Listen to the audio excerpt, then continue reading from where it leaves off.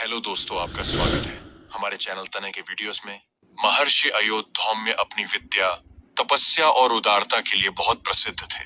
महर्षि अयोध्या के एक परम शिष्य का नाम था उपमन्यु। गुरुजी ने उसे गाय चराने का कार्य सौंप रखा था। वह दिन भर जंगलों में गायें चराता और रात्रि को आश्रम में लौट आता। एक दिन गुरुजी ने उपमन्यु को हुष्ट पुष्ट देखकर पूछा, बेटा उपमन्यु, आजकल तुम क्या भोजन करते हो?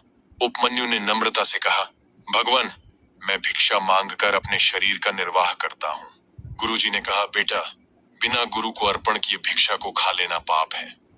अतः तुम्हें जो भी भिक्षा मिले उसे पहले मुझे अर्पण किया करो। जब मैं दूंगा तब तुझे खाना चाहिए।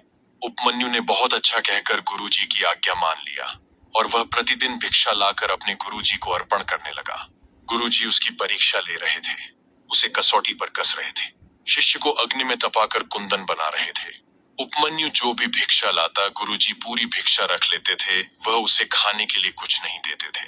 कुछ दिनों बाद गुरुजी ने देखा कि उपमन्यु तो पहले की तरह ही हृष्ट पुष्ट है। तब उन्होंने पूछा, बेटा उपमन्यु, तुम आजकल क्या खाते हो? उपमन्यु ने कहा, भगवान, पहली भिक्षा मांगकर मैं आपको अर्पण कर देता हूँ, फिर दोबारा जाकर भिक्षा मांग लेता हूँ और उसी से अपना निर्वाह करता हूँ। गुरुजी ने कहा, यह भिक्षा धर्म के विरुद्ध है।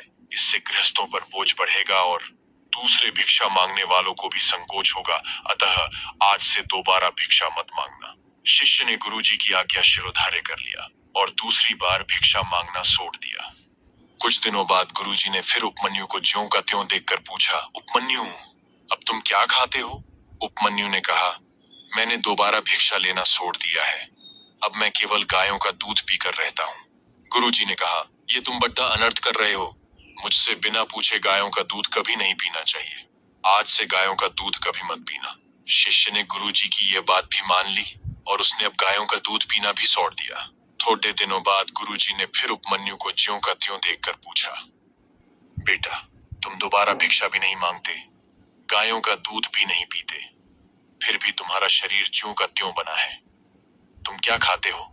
उपमन्यु ने कहा, भगवान, मैं गाय के बच्चों के मुख से गिरने वाले झाग को पीकर अपनी जीवन चलाता हूँ। गुरुजी ने कहा, देखो, तुम ये ठीक नहीं करते हो। गाय के बच्चे तुम्हारे लिए अधिक फेन गिरा देते होंगे, इससे वे भूखे रह जाते होंगे। तुम गाय के बच्चे का फेन भी मत पिया करो। उपमन्यु ने इसे भी स्वीकार कर लिया और उस दिन से फेन पीना भी छोड़ दिया। अब वह उपवास करने लगा। प्रतिदिन उपवास करता और दिन भर गायों के पीछे घूमता। भूखे रहते रहते उसकी सब इंद्रियां शिथिल पड़ गई थी। भूख के मारे उसने बहुत से आग के पत्तों को खा लिया। उन आग के विषैले पत्तों को खाने से उसकी आंखों की रोशनी चली गई। फिर भी उसने गायों के पीछे जाना नहीं छोड़ा था। वह धीरे धीरे आवाज के सहारे गायों के पीछे चलने लगा। आगे एक कुआं था, उपमन्यु उसी में गिर पड़ा। गुरुजी उसके साथ निर्दयता के कारण ऐसा व्यवहार नहीं करते थे। वह तो उसे पक्का शिष्य बनाना चाहते थे। कछुआ रहता तो जल में है, किंतु अंडों को जमीन पर सेता रहता है। इसी से अंडे की वृद्धि होती है। उसी प्रकार महर्षि अयोध्या ऊपर से तो गुरु जैसा बर्ताव करते थे, किंतु भीतर से वे हमेशा उपमन्यु की चिंता करते रहते थे। रात्रि में जब उपमन्यु नहीं आया, तब उन्होंने अपने दूसरे शिष्य से पूछा, उपमन्यु, अभी तक क्यों लौट कर नहीं आया? गायें तो सभी आ गई हैं। ऐसा लगता है कि वह दुखी होकर कहीं भाग गया। चलो उसे जंगल में चलकर ढूंढते हैं। यह कहकर गुरुजी जंगल में उपमन्यु को खोजने निकल गए। वे जंगल में जोर जोर से आवाज देकर बुलाते, बेटा उपमन्यु, तुम कहाँ हो? जल्दी आओ। कुआं में गिरे हुए उपमन्यु ने अपने गुरुजी की आवाज सुन ली। उसने वहीं जोर से कहा, गुरुजी, मैं यहाँ कुएं में गिर गया हूँ। आचार्य ने पूछा, तुम कुएं में कैसे गिर गए? उपमन्यु ने कहा, गुरुजी, मैं आग के पत्ते खाकर अंधा हो गया और इस कुएं में गिर पड़ा। उपमन्यु से उसकी हाल सुनकर गुरुजी ने कहा, बेटा, तुम देवताओं के चिकित्सक अश्विनी कुमार की स्तुति करो, तुम्हारी आंखें ठीक कर देंगे।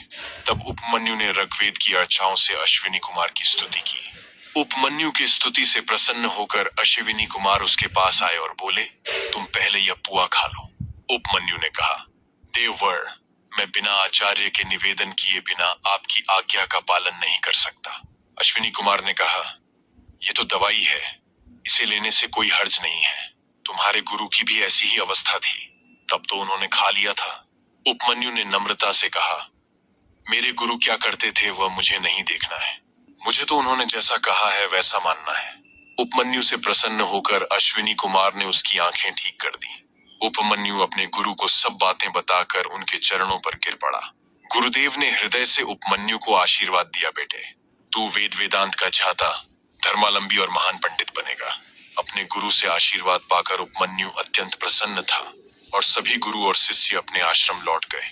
तो दोस्तों, ऐसी ही महत्वपूर्ण जानकारियां पाने के लिए हमारे चैनल को सब्सक्राइब करें, लाइक करें, कमेंट करें। मिलते हैं नेक्स्ट वीडियो में, तब तक के लिए बाय बाय।